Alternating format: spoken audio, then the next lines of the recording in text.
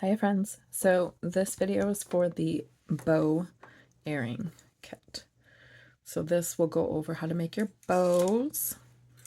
If you haven't had the kits before, each piece of thread is for an earring or a part of an earring as marked. You are going to thread your needle. We do not double up here. It is single strand as we go. There's a step-by-step as well as a color key. So you're going to start with your first 4 beads. Doodaloo, doodaloo. You're going to hear traffic that goes past my house because the window's open because it's hot. You're welcome for that bit of info. So we're pushing it down to the end of our thread and tying a knot. Nice and tight. And then I'm going up through 2 of the beads. And then I'm going to grab my wire protector. Now I find it helps when I'm threading on the wire protectors to pull down against the wire protector so that you're not getting it caught in this little seam that it has and shredding up your thread. There's your first of many little tips as we go. Then I'm going down through the other side of my beads, and I like to pinch this all in my fingers to keep it all together. That helps make sure the thread is going into that little ditch. And then I'm gonna loop around one more time.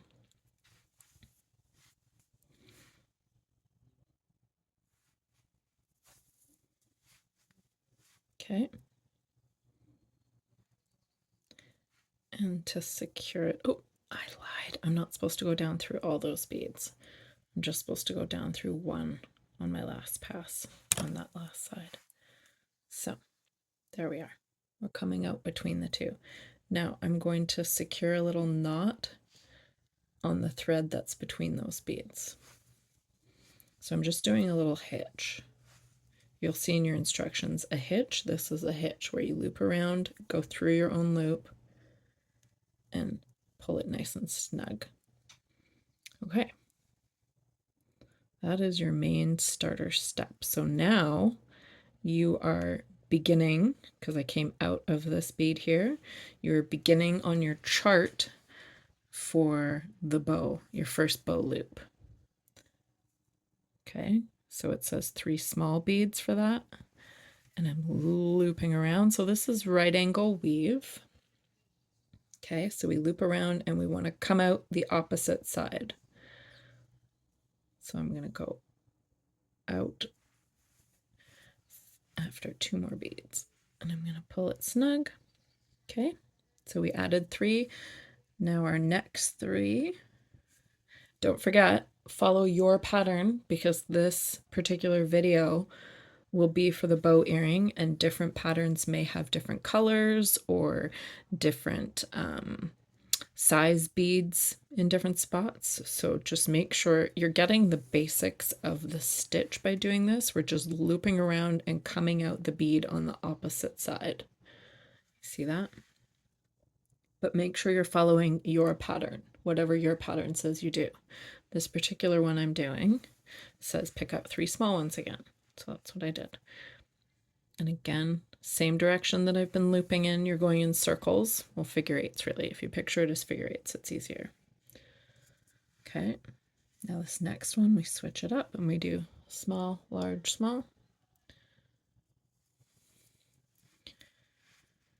And you're going to keep following that pattern for your loop of your first loop of your bow. So we're starting at the top of our base beads. This is our top side, so we're start using the top. So this is basically going to be loop of bow, tail, tail.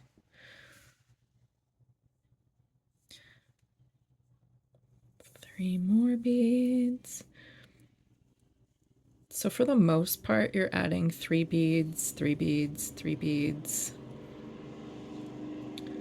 Big trucks go by here sometimes. Dump trucks go by here sometimes. Big, sexy big man trucks. I like big trucks. I cannot lie. So we're still going with these 3 at a time. The whole thing is mostly 3 at a time. You getting the idea of it? This particular color of bead, you can see it here. It's a transparent cyan bead, which is like orangey red, and it's got a suede gold finish on it. Oh, it's so good. So good. They're discontinued.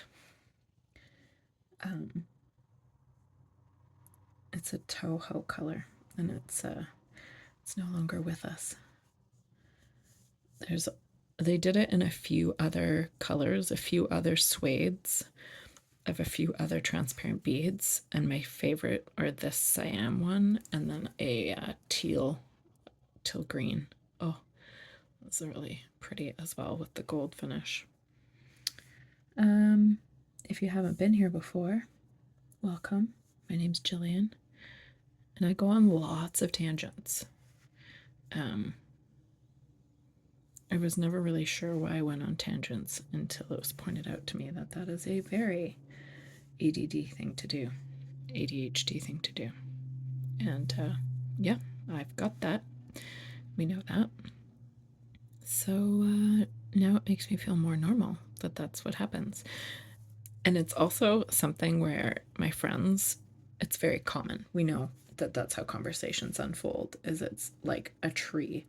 Is you go out the branch and you come back to the point you were making and keep climbing the tree, and then out a branch and then keep coming back to the point you were making. It's really kind of cool. Anyway, you're welcome for that tangent. We're just continuing down our bow, making sure you get the idea of what's going on. I love this design. It is really fun. It doesn't actually take that long to work up and make. Because of the particular beads in this kit, the thread wraps around through them the multiple times really nice and easily, and you're still able to keep your tension. It gives a really nice little floppy bow. I didn't want the bows to be too stiff. If you have bought one of the PDF patterns and you're trying this on your own with your own beads and you want to try something different, I would suggest trying Wildfire. That's kind of cool. It gives you a little bit stiffer look. They don't sway as much. I quite like the sway with using the lighter Nymo, however you like to say it. But you know, to each their own as far as your thread choice. And by the time you see this video, you might have one of the other kits that has a completely different bead choice too. I have some really cool color combos coming. There's some solid ones like these where it's all just one color, and then there's also some coming down the pipe that are an ombre, and then some where they have like accent beads in them, which are super cute.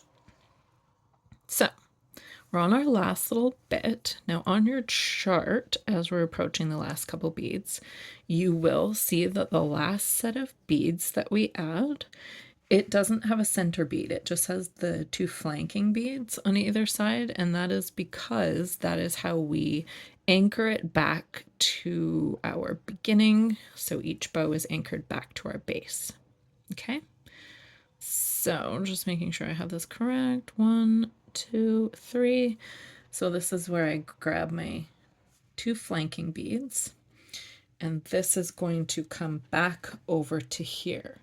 Okay, so because I'm coming out the bottom of this bead, I add my bead on my thread, and I'm going to come back up through here because I want it to loop flat. I want my little bow to be flat. In one of my examples, I actually gave it a half twist, which looks kind of cute, but I actually prefer the flat lay bow because of when it drapes, it actually gives it a little bit more body. Okay, so I've gone up through my base bead, and now I'm going to go down through this bead, and I have my bead already on my needle. I like to pinch everything in between my fingers because you are the one in control of your beads. You probably heard me say that before. Okay. And so I like to go wherever it likes there. And you know what? That's okay. Free will, right? Beads, I guess, have free will sometimes. Oh, I think every video that happens where you kind of catch on a little bit of thread and it pulls out of my hand. It's good to see that it happens to all of us, right? Okay. So that has looped around. Now I'm going to do my other bow. So I'm going to go down through, because we have this coming out the top, I'm going to go down through the one on the opposite side here. Make sure it doesn't get caught. And before I start, I'm going to give it a little hitch over here. So just like a little anchor, half knot hitch in between the beads to secure my tension from the other side and start this particular bow loop with good tension as well. Okay, so that's how you do each bow loop. So now you're going to continue and do your next bow loop on your own, and I will meet you back when you finish looping around through your base bead. Okay? See you in a minute.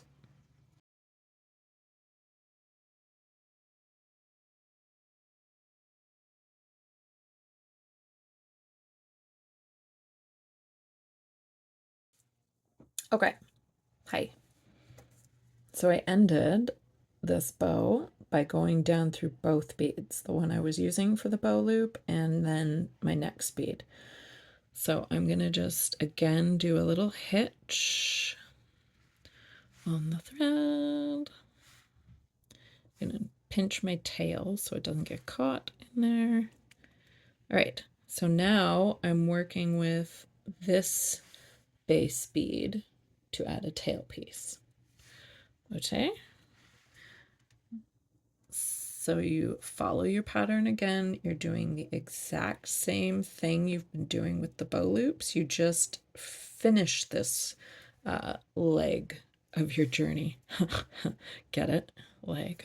Okay. Like the bow leg. Never mind.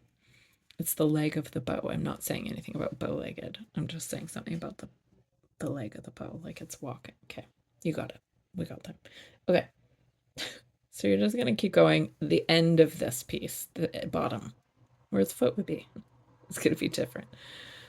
So you follow your pattern, just like you've been doing for the other pieces, but I'm going to meet you at the bottom. Now, what I mean by the bottom is on your pattern, you see a couple little individual beads to end it off. That's where I will meet you, okay? Just so you understand the steps for that part. And then we will go through the finishing of each little tail together. Tail, leg, whatever we're gonna call them. I think on bows they're technically called tails. So yeah, we can do that. Although it does kind of look like feet because it's like do do do do do do, like it can walk or dance or something. Okay, anyway, I'll meet you at the end of this.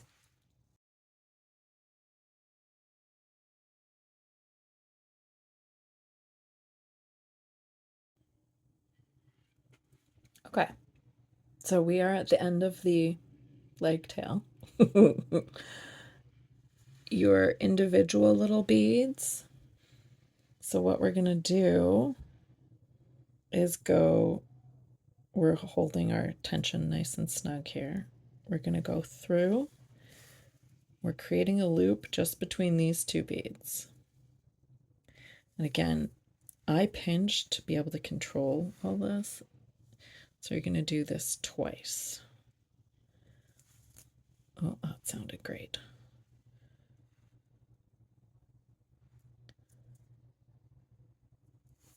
All right. Doo-doo-doo. Now, how we finish this leg is we are weaving our way back up through here. So by nature, it is going to be going the opposite way of where we have extra threads on each side, because remember, when you're coming out one side and you go back to keep going, you come around one side of your set. This automatically is going to have us going the other way, which is going to pull everything nice and even. So you are literally just making your way back up. That's a nice quiet car. That's happens sometimes here. Maybe a truck. It's lovely. You are welcome. As I was saying, we're weaving our way back up peacefully through our beads. We are imagining that we are sitting quietly and beading. Unfortunately, for me, I'm having to listen to trucks every once in a while. Unfortunately for you, you're having to listen to me. Oh God. I'm actually funny sometimes, though. Just so you know.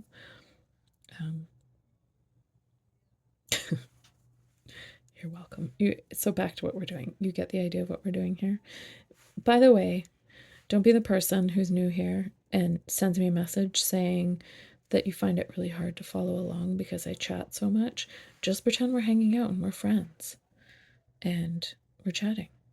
If you got stuff you want to tell me about, or you're excited about how this is going, tell me. Tell me all about it. Just be prepared. I'll probably tell you stuff too, because that's how it works. Anyway, we're weaving back up.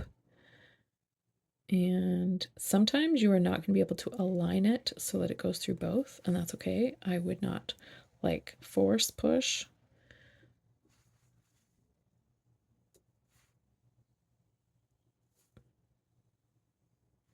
You can see the little kink from where my needle sat because I did not move my needle for a good portion of this earring. I usually move my needle quite a bit more as I'm creating, like where it's sitting on my thread as I go, because each time you're passing through a bead and it's squishing through there, you're kind of pushing at the threads against the metal of the needle. So it is healthy for you to adjust where your needle is rather regularly as you're going. Okay, so we're at the top of our piece. We're back at our base beads. I'm going to go down, continue my little circle around my base bead there, right? Because I already have two little secure knots there, I'm going to go through the other side, through my other base bead, which is where we're adding our next little tail leg. I think I like that name, tail leg. And I'm going to add my last little hitch to secure my tension.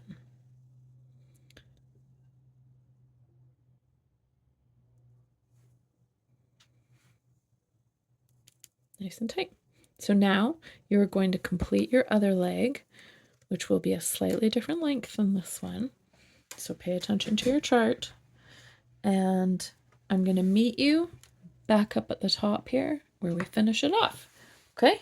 See you very quickly your time, because I'm going to fast forward this, but it's a few minutes my time. I need my glasses. Oh, so much better.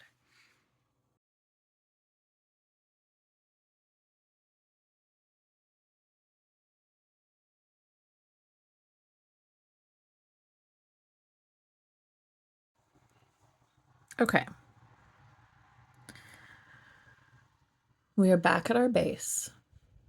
You can see I'm coming out from my tail base bead. So I am going to tie a little hitch knot here, or a little hitch. Nice and snug, pull it back and forth. That's it. You're done. So I'm going to cut these each nice and short, and hopefully the lighter doesn't go crazy because my window's open. No, it's okay. And then we're going to very carefully just singe each of those. I'm going to go back and singe that one a little bit more after. And we're going to give these a little pull and a stretch. You can kind of adjust how it's sitting a little bit.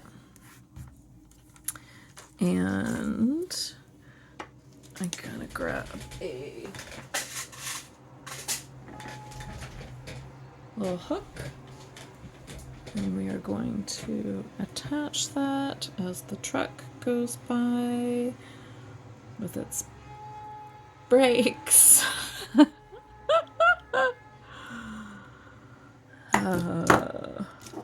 Okay, so we've attached, we've used our pliers, we've opened this piece up on our ear hook, and you put your wire protector around that, and you twist that back. Never pull and open like this, you twist, okay, left to right.